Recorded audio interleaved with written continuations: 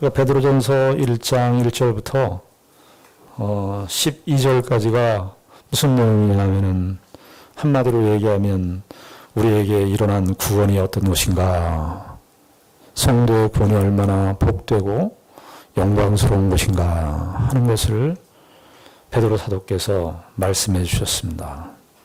그 구원이 얼마나 놀랍냐 하면은 구약의 선지자들도 그렇게 살펴보기를 원했던 그 구원이고, 이 땅의 지상 생애 속에서 그렇게 사도들도 선지자들도 그렇게 살펴보기를 원했던 그런 구원뿐만 아니라 천상의 세계, 우리가 감각할 수 없는, 우리가 인지할 수 없는 천상의 세계에 존재하는 천사들도 이런 구원이 세상에 있는가, 이런 놀라운 구원이 이루어지는, 놀라운 구원을 받은 이 성도들의 이 구원이 얼마나 영광스러운 것인가, 천사들도 살펴보기를 원하는 구원이었다, 그렇게 베드로 사도께서 증언하고 있습니다.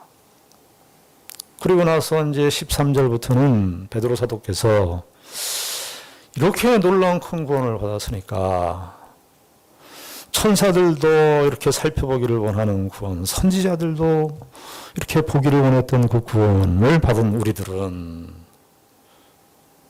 과연 신자의 현실에서 이 구원이 어떻게, 구원을 받은 자답게 구원을 받은 것으로만 끝나는 것이 아니라 이 구원을, 영광스러운 이 구원을 받았으니까 이 구원을 받은 자는 당연히 그의 삶 속에서 구원을 받은 자다운 그 삶이 나타나야 된다고 베드로 사도께서 교훈을 해주고 있습니다.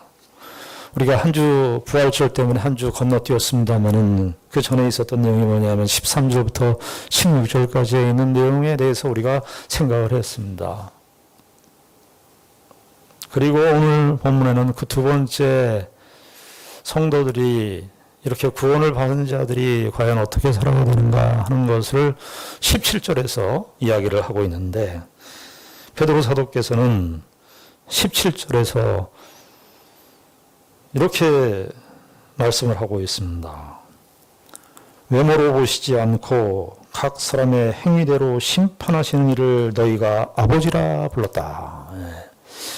참 베드로 사도께서 성도들의 이 구원의 삶을 촉구하고 구원받은 자의 삶을 살아야 된다라고 하는 것을 촉구하는 그 동기, 근거를 제시하는데, 여기 17절에 우리가 부르는 아버지, 너희가 아버지라 부르는 그 아버지가, 그 하나님이 어떤 하나님인 줄로 아는가? 그러면서 17절에 뭐라고 얘기하냐면은 외모로 보시지 않고 각 사람의 행위대로 심판하시는 분을 너희가 아버지라 부른다, 이렇게 얘기를 합니다. 이것이 참 베드로 사도께서 그 하나님을 표현하는데 참 굉장히 중요한 표현이에요. 왜냐하면은 우리가 하나님에 대한 인식이 굉장히 중요하잖아요. 하나님에 대한 그 인식이 어떠냐에 따라서 내 삶이 이렇게 달라지는 거 아니겠어요? 하나님을 어떻게 인식하느냐에 따라서 성도들의 삶의 모습이 달라지는 거거든요. 그래서 베드로 사도께서는 그 하나님이 어떤 하나님인가 그렇게 얘기를 하는데, 그 하나님은 우리가 아버지라고 부르는데 그 아버지는 어떤 아버지이느냐? 우리의 행위대로 심판하시는 아버지시다. 우리는 부모님, 아버지 그러면은 마음씨 좋고 무조건 다 받아주고 무조건 다 용서해주고 무조건 다 관용해주고, 요즘 사는 이 시대가 뭐 너도 옳고 당신도 옳고 나도 옳고 다 받아주고 이게 관용이 넘치는 시대인지라, 이런 말씀들은 굉장히 우리에게 특별히 신자들이 신앙생활 하는 데 있어서 사실은 굉장히 중요한 이 표현이에요. 왜냐하면 그 하나님은 우리 아버지시긴 아버지신데 그 아버지는 어떤 아버지냐? 우리를 심판하시는 아버지시다. 여기 17절에 보면 외모로 보시지 않고 이렇게 되어 있는데, 외모로 보시지 않는다는 말은 우리의 얼굴을, 우리의 낯을 보고서 판단하시는 분이 아니다, 이런 뜻입니다. 사람들은 우리의 그 나타나는 외모나 얼굴이나 우리의 낯을 보고 그냥 봐줘요. 그러나 하나님은 어떤 하나님이냐 하면은, 그 하나님은 우리의 외모에 영향을 받으시는 분이 아니라, 우리의 외적인 어떤 업적이나 혹은 무슨 우리의 나타나는 어떤 우리의 사회적 신분이라든가 그런 걸로 영향을 받으시는 분이 아니라 그 말이에요. 사람들은 그거에 다 영향을 받아요.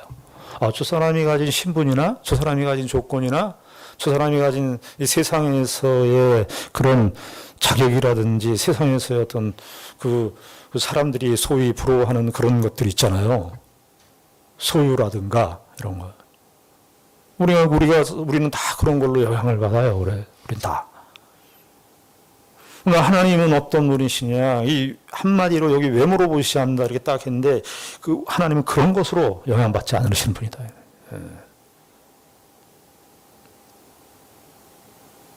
그런 걸로 하나님은 영향을 받으시는 분이 아니다. 성도들은 마땅히 참 이 아버지이신데 요즘처럼 하나님에 대해서 이렇게 흐물흐물한 하나님에 대한 인식이 이렇게 팽배해 있는 시대가 있을까 싶을 정도예요. 하나님을 얼마나 만만하게 생각하는지 몰라요.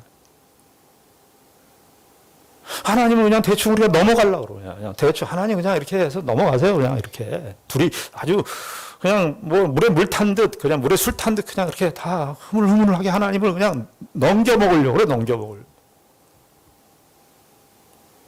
베드로 사도가 딱 얘기를 하는 거예요. 그래서 딱 잡고 하나님 너희들 하나님 아버지인 거 맞다. 아버지인 거 맞아. 아버지, 우리 그런 아버지를 부르는데 그 아버지는 어떤 아버지냐? 심판하시는 아버지다. 여기 특별히 17절에 심판하신다 이 말을 나중에 우리가 예수 그리스도 앞에 가서 우리의 모든 것들을 다 심판받을 때가 있다. 그런 말도 염두에 두고 있지만은 그런 의미도 있지만은 이게 심판하신다라는 이 말은 이게 현재 분사로 썼다는 건 우리의 지금을 여기 심판한다는 말로도 번역합니다만은 판단한다는 말도 돼요, 이게. 그러니까 우리가 지금 사람들이 그 사람의 신앙의 경건성을 이야기할 때에 무엇을 봐야 알 수 있냐 하면 자기 혼자 있을 때 어떻게 지내는가. 내 혼자 있을 때 내가 어떻게 지내는가. 하나님은 그거를 아신다 그 말. 근데 혼자 있을 때 내가 늘 우리가 사람은 생각해요. 그래서 그 데카르트라고 하는 사람이 고로 나는 존재한다. 그렇게 존재는 생각한다 이런 생각인데 우리가 혼자 있을 때 생각을 많이 하잖아요. 혼자 있을 때 생각을 많이 하는데 그 생각의 흐름이 어디로 흘러가고 있는가. 그걸 하나님이 지금 보고 계신다.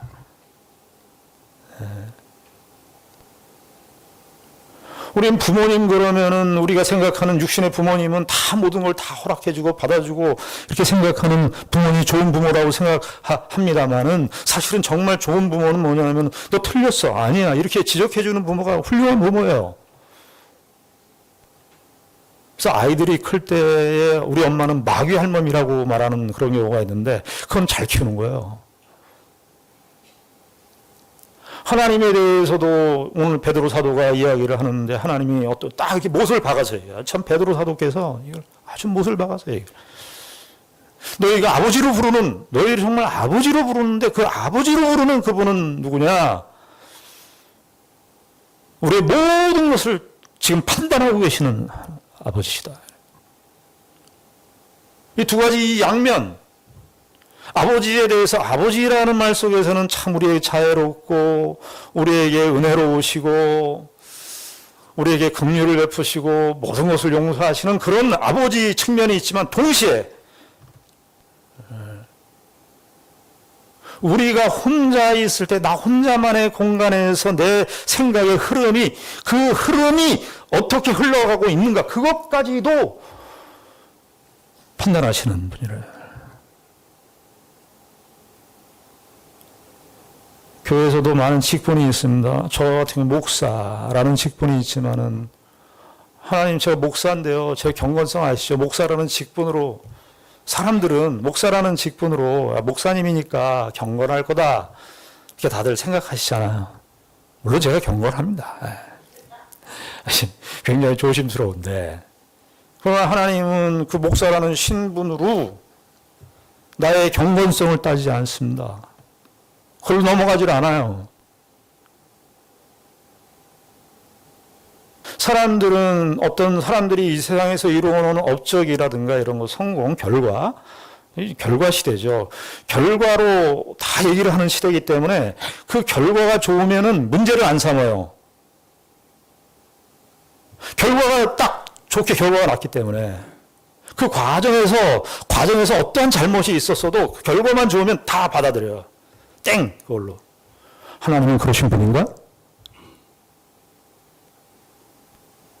너 그거 어떻게 이뤘어, 그거? 네가 지금 이룬 그 결과, 그 결과, 어떻게 이뤘어, 너 그거? 하나님께서 그거 보신다고요.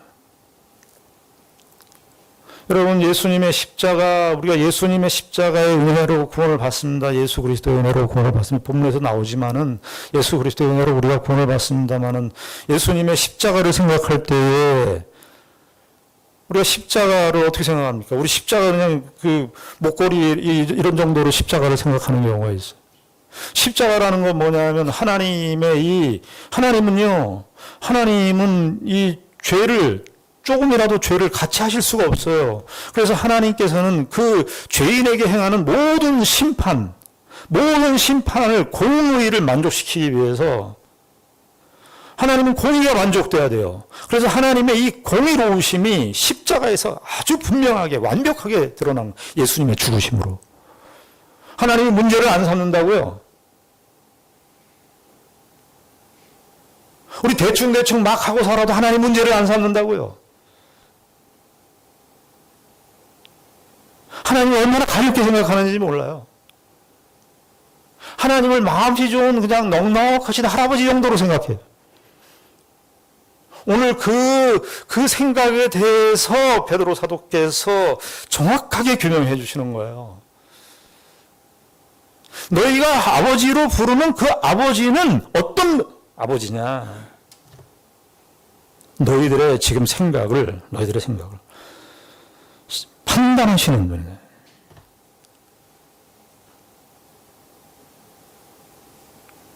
그래서 여기 17절에 나오는 이렇게 판단하시는 하나님이니까 어떻게 하라는 거예요? 17절 하반절에 보면 너희가 나그네로 있을 때를 두려움으로 지내라.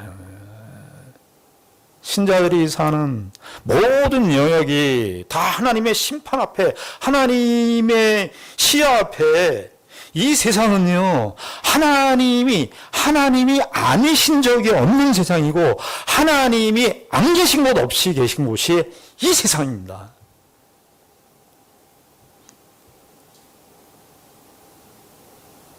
우리가 얼마나 하나님을 가볍게 말하는지 몰라요.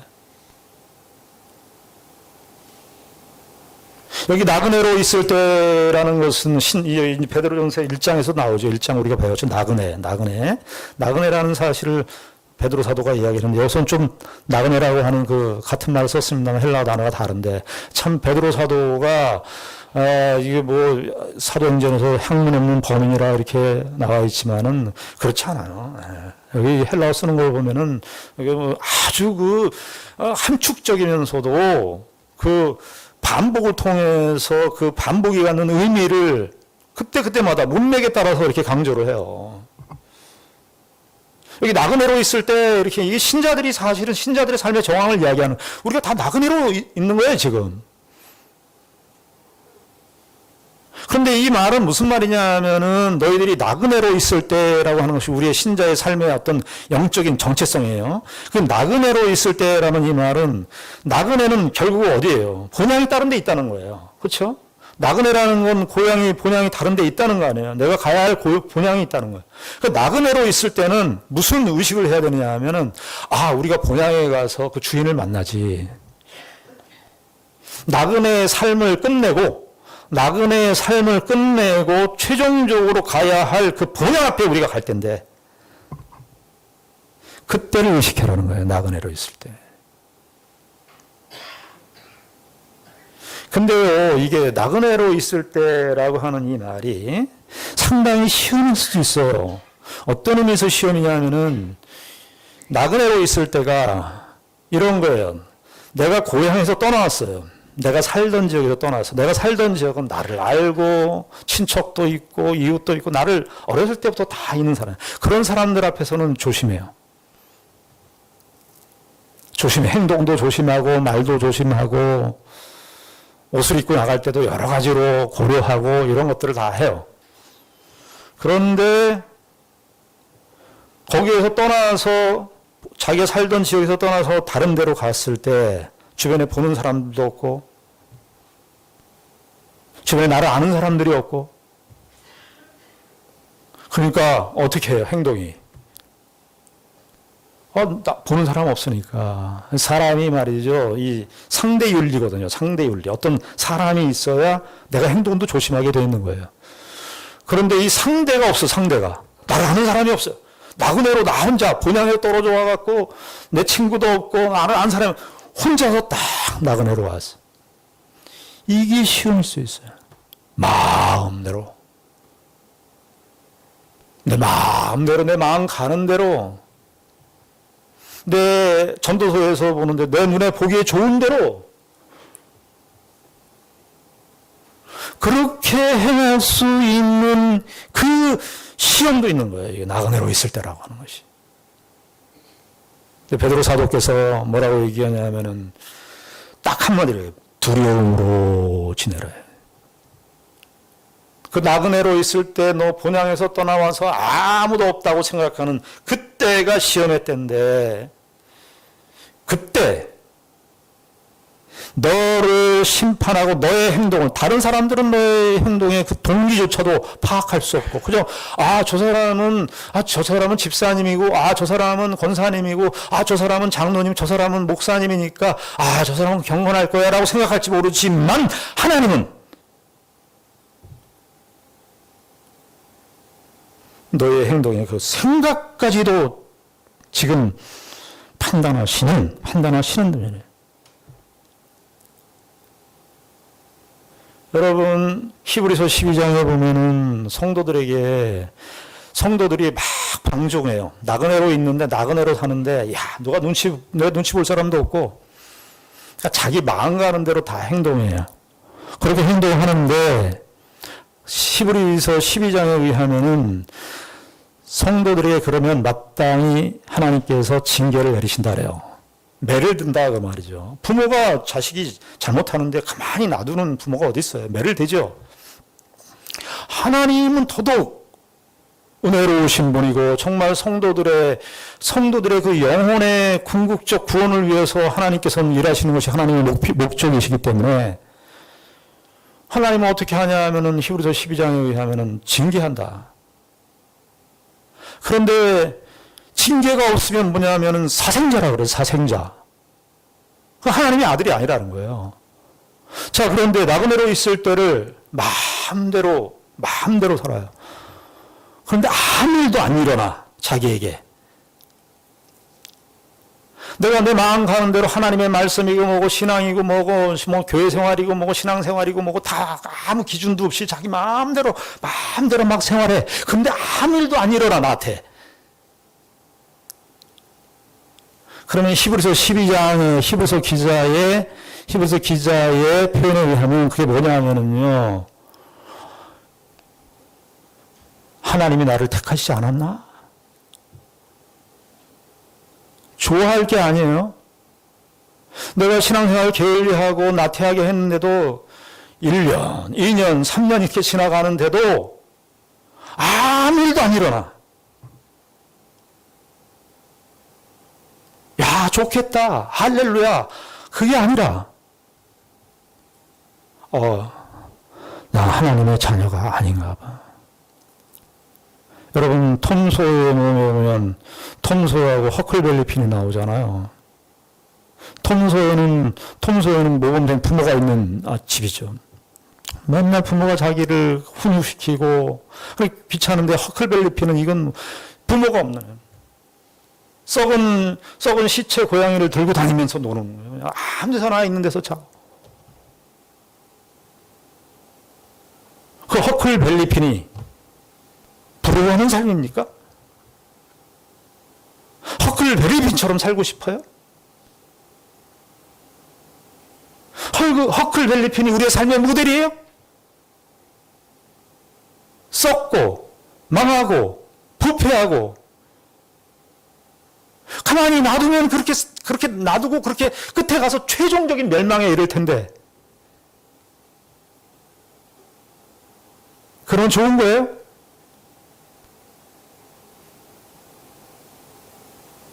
오히려 야 하나님이 나를 때리시는구나. 이게 내가 아니 이렇게 하면 큰일 나지. 나 이렇게 살다 큰일 나지. 맞는다 이러다 하나님한테 내 맞지 이러다 맞는데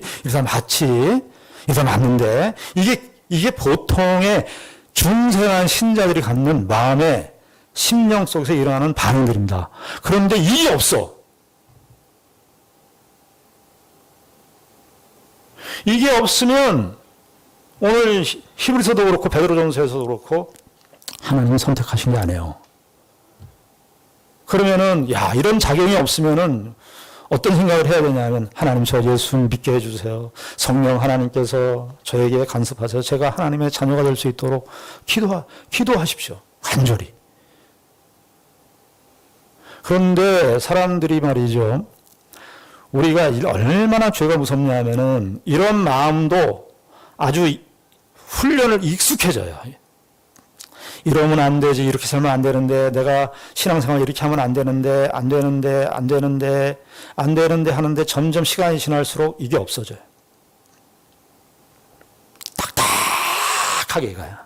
딱딱하게. 아스팔트가 그냥 딱딱한 것처럼, 뭐 비가 오든 눈이 오든 상관이 없어. 쫙 그냥 하는 거예요.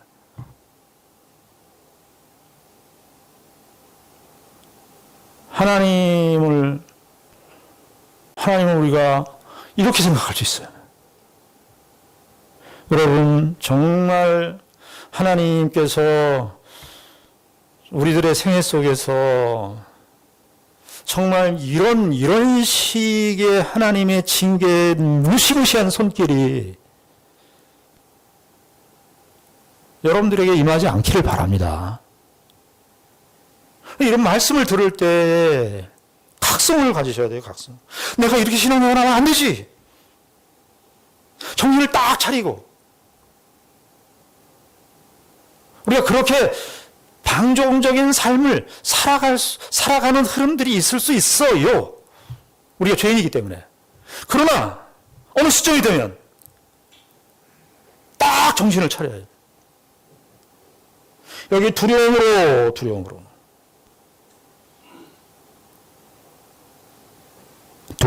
지내라. 신자의 이 두려움이라고 하는 것은 경건한 두려움입니다. 이것은 소극적인 것이 아닙니다. 내가 하나님께서 나의 모든 것을 판단하시는 나의 생각과 계획과 내가 하나님 앞에서 내가 하나님에 대하여 내가 갖는 마음, 이웃에 대하여 갖는 마음, 내가 이 세상에 대하여 갖는 그런 자세, 모든 영역 속에서 하나님의 백성으로서 내가 어떻게 반응해야 되는가에 대해서, 반응하는가에 대해서를 생각하는 말이 두려움이라는 말이에요. 공포의 두려움이 아니라, 여러분들 사람들을 만날 때도 우리가 어떤 중요한 사람을 만나는데 어떤 만날 때 가서 옷을 막 마음대로 입고 가지는 않잖아요. 반바지 입고 가고 뭐 냄새나는 옷 입고 가고 그러지 않잖아요. 우리가 그럴 때 옷을 잘 차려입고 옷 매무새도 이렇게 단정히 하고 하면서 가는 거 아니겠습니까? 그것이 두려움입니까? 여기 18절에 보면은 이제 17절에 이렇게 이야기하고 난 다음에 18절에 너희가 알거니와 너희 조상이 물려준 헛된 행실에서, 이게 너희 조상이, 이게 뭐냐 하면은 이 조상이 물려줬다는 것을 17절 말씀과 비교해서 보았을 때 자기 마음대로 사는 거예요. 우리에게 이게 다 조상으로 물려받은 거예요, 이게. 자기 마음대로 살고 자기 마음대로 전혀 두려움 없이, 이 세상에 두려움 없이 겁도 없이 그냥 자기 마음대로 살아가는 이러한 삶이 뭐냐 하면은 조상으로부터 유전된 거예요. 우리에게 이 본성이 있어.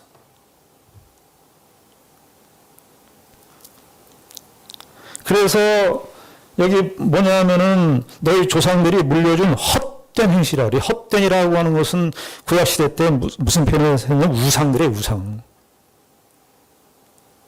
우상을 추구하는 삶은 어떤 우상을 섬기는 데만 그치는 게 아니라 우리의 생각과 전인격적인 모든 삶에 다 피해를 가져다 줘요. 다 피해를 가져다 줘요. 썩게 만들고.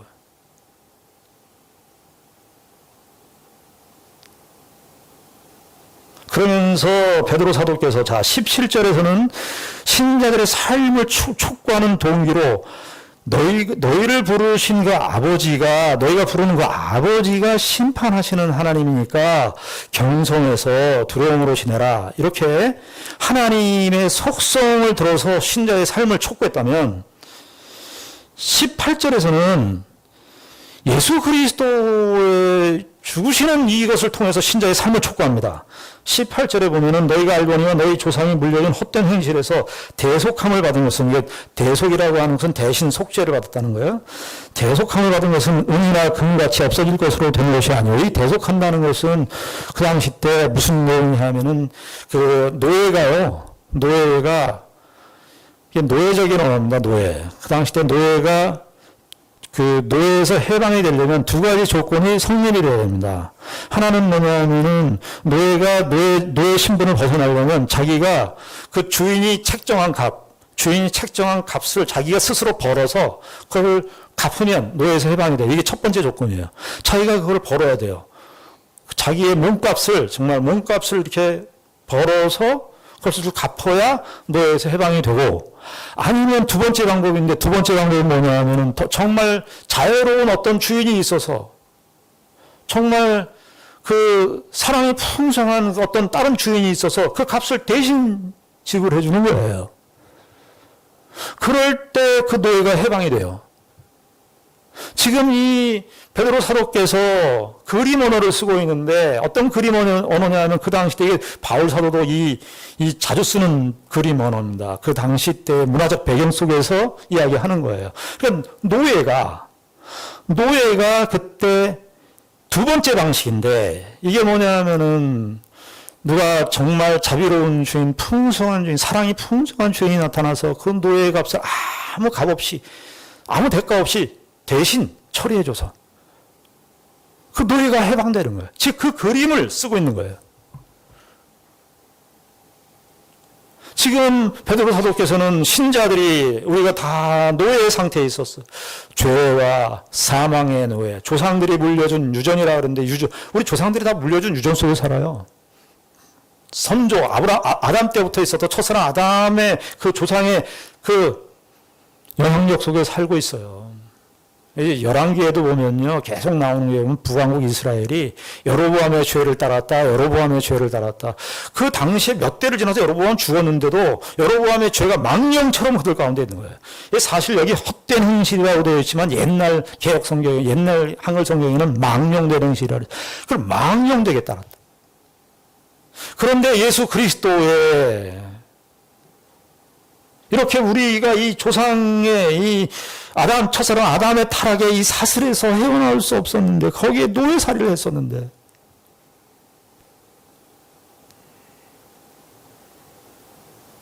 그래서 18절에 보면 대속함을 받은 것은 은이나 금같이 없어질 것으로 된 것이 아니요, 19절에 오직 흠없고 점없는 어린 양 같은 그리스도의 보배로운 피로 된 것이니라. 베드로 사도가 이야기를 하면서 말이죠, 흠없고 점없고 이런 말을 쓸 때 베드로 사도께서 1세기 때 참 로마 그 당시 때 아마 네로 황제의 박해부터 시작이 될 텐데, 그 네로의 박해의 그늘 속에서, 고통스러운 현실 속에서, 그러나 이 그리스도를 말할 때 그 그리스도가 어떤 분인가? 오직 흠없고 오직이라고 하는 것은 오직 이분 외에는 오직 흠없고 점없는 어린 양 같은 그리스도의 보배로운 피로 된 것이다. 여기에 특별히 베드로 사도께서 은이나 금같이, 이 말 여러분 베드로 사도께서 이거 한번 썼어요. 은이나 금. 사도행전에 보면 그 훨씬 여기 이 편지를 쓰기 한 30년 전, 20년 전으로 거슬러 올라가면 사도행전 3장에 보면 베드로와 요한이 성전 미문에 이렇게 앉아 있을 때예요. 날 때부터 40년 동안 걷지 못하는 지체 장애인이 거지가 달라고 구걸하고 있었던 그 지체 장애인에게 베드로 사도가 그 유명한 말을 한 겁니다. 은과 금은 내게 없거니와 은과 금은 나에게 없거니와 내게 있는 거 그 현재형으로 썼는데, 내가 지금 누리고 있는 거, 내가 지금 갖고 있고 누리고 있는 그것을 내가 너에게 줄 텐데, 내가 그것을 너에게 주는데 나사렛 예수 그리스도의 이름으로 일어나 걸어라. 그때 그 은과 금이에요. 이 세상에서 가장 귀하다고 생각하는 그 은과 금은 나를 구속할 수가 없고, 나를 대속할 수가 없고, 나를 영원한 죄와 사망의 고통 속에서 해방시킬 수 있는 것이 없는데, 오직 흠없고 점없는 어린 양 같은 그리스도의 보배로운 피로 된 것이라.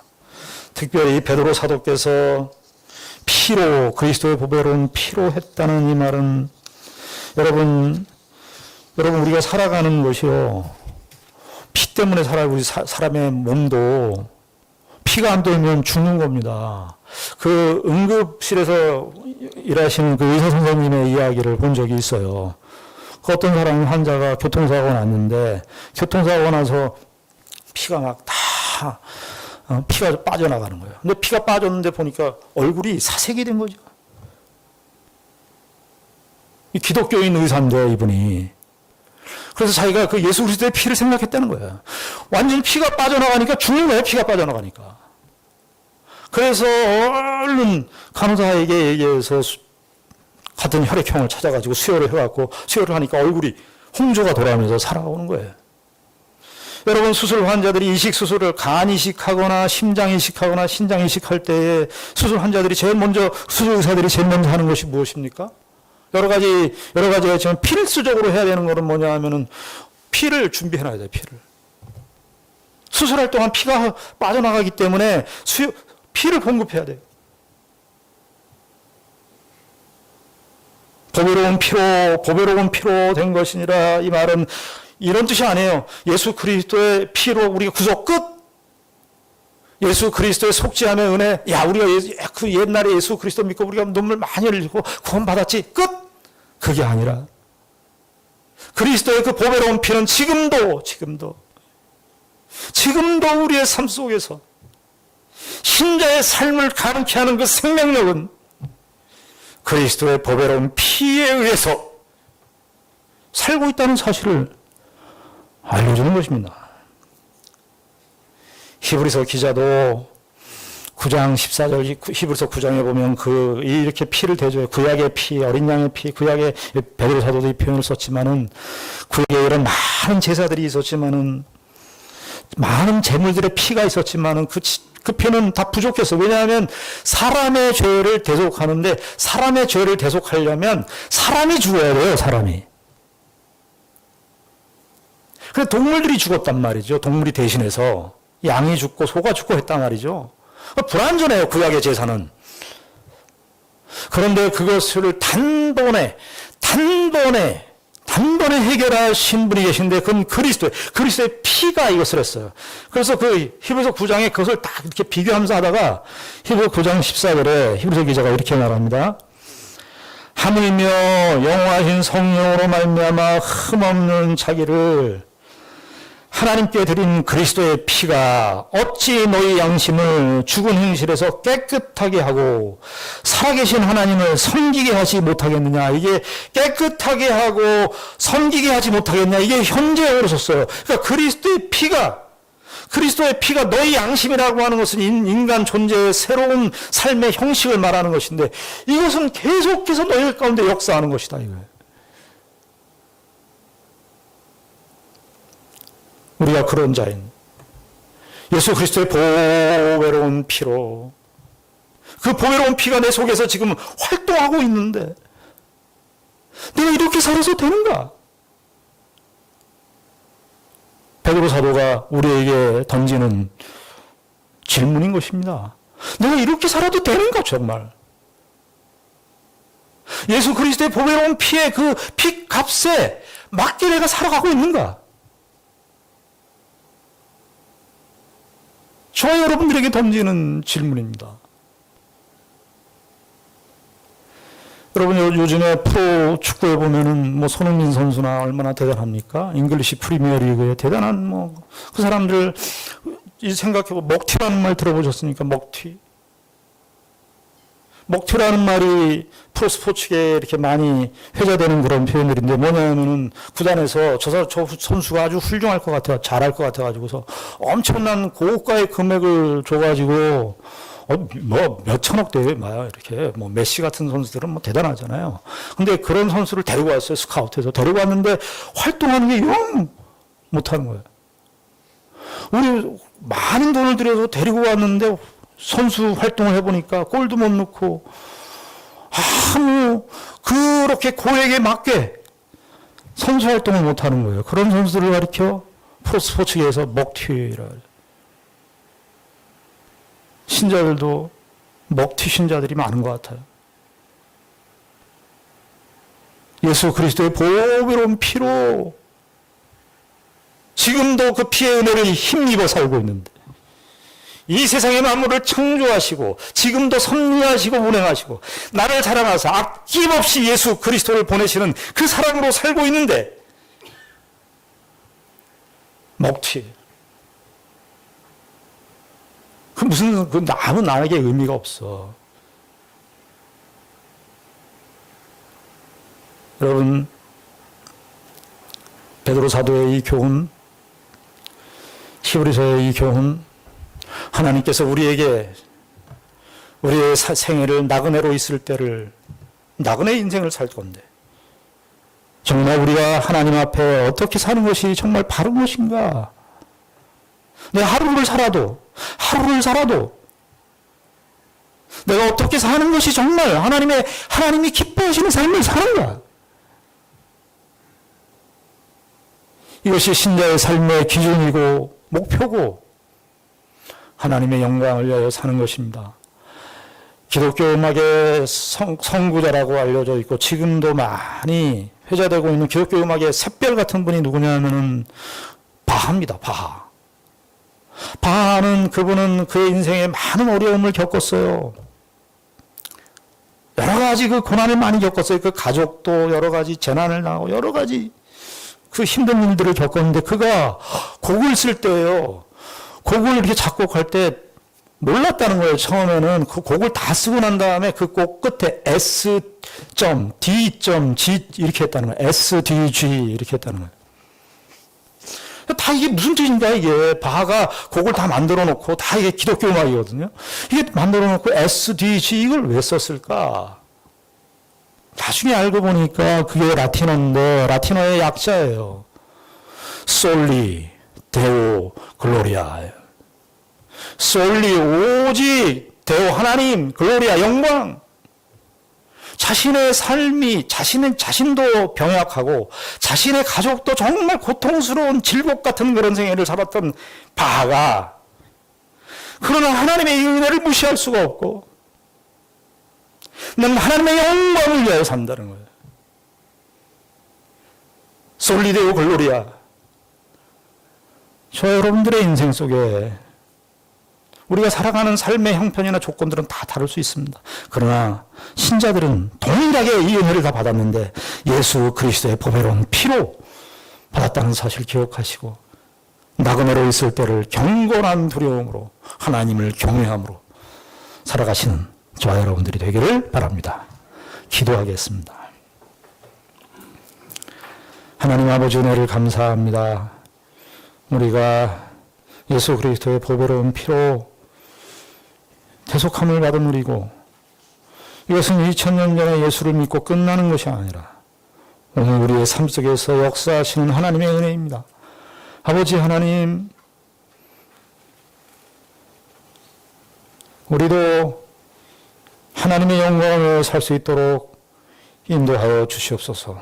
그 옛날 우리의 믿음의 선진들이 그렇게 살았던 것처럼 우리도 그렇게 살 수 있도록 주 성령 하나님께서 저희들을 인도하여 주시옵소서. 예수님 이름으로 기도드리옵나이다. 아멘.